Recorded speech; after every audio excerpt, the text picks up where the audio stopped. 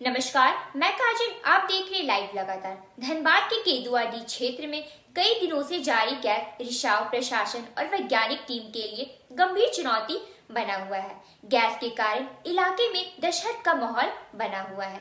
हालांकि एहतियात के तौर पर सुरक्षा व्यवस्था कड़ी कर दी गई है और प्रशासन लगातार हालात पर नजर रखे हुए है।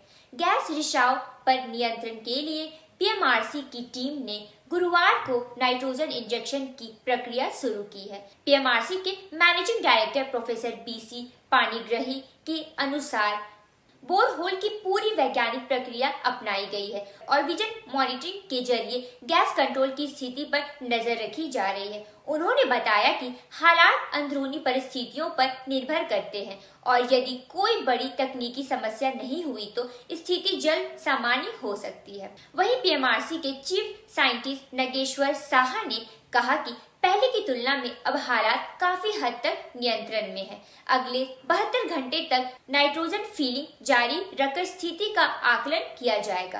प्रशासन ने लोगों से सतर्क रहने और अफवाहों से दूर रहने की अपील की। माध्यम से फायर कंट्रोल करने के लिए, स्थिति की जांच करने के लिए वैज्ञानिक विधि से हम लोग आए हुए हैं और आके स्थिति को हम देख रहे हैं। पहले से अब स्थिति में कंट्रोल में आया है और नाइट्रोजन फिलिंग की प्रक्रिया चालू है।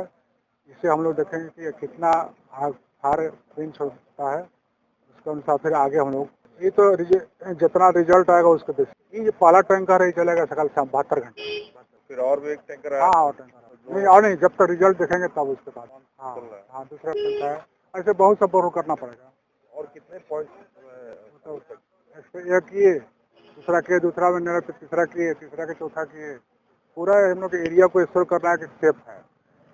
और इस गैस का पूरा पहले तो बोरहोल हुआ 6 इंच का, उसके बाद 3 इंच का बोरहोल हुआ, केसिंग किया गया, उसको नाइट्रोजन अभी उसको इंजेक्शन हो रही है और गैस कंसंट्रेशन मॉनिटरिंग हो रही है और कोशिश किया जा रहा है कि कंट्रोल जितना कारगर होगा।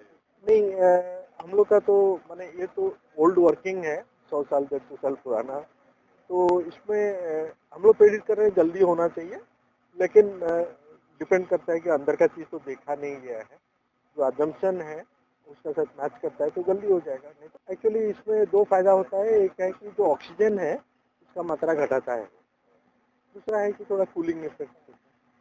और सर कितने पॉइंट पे ये बोरहोल होना है? 3 पॉइंट में होना है, अभी दूसरा पॉइंट स्टार्ट होने वाला। तीसरा लोकेशन एक वो बाउंड्री वाल का पास है, वो थोड़ा लास्ट में। नहीं, मीथेन मिला है, उसका मतलब क्या है कि वो रिएक्शन चालू है, क्योंकि मीथेन तो रुकेगा नहीं, इंसिन मीथेन तो निकल गया है। रिएक्शन वहाँ पे तो जनरली CO2, मीथेन, ऑक्सीजन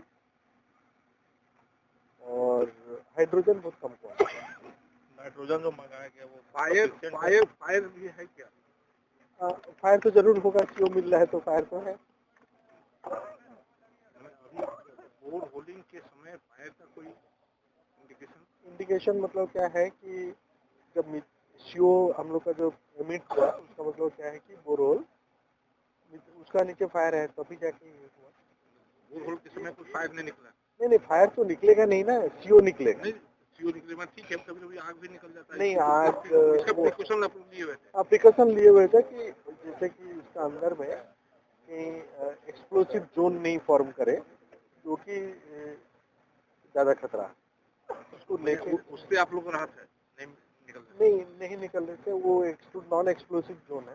तो नाइट्रोजन का रिक्वायरमेंट जो है वो आगे और भी नहीं, ये वाला डालने के बाद मॉनिटरिंग होगा, गैस मॉनिटरिंग सॉरी उसका बाद ही बता दें। लाइव लगातार के वीडियो को लाइक करें, सब्सक्राइब करें और बेल आइकन को दबाना न भूलें।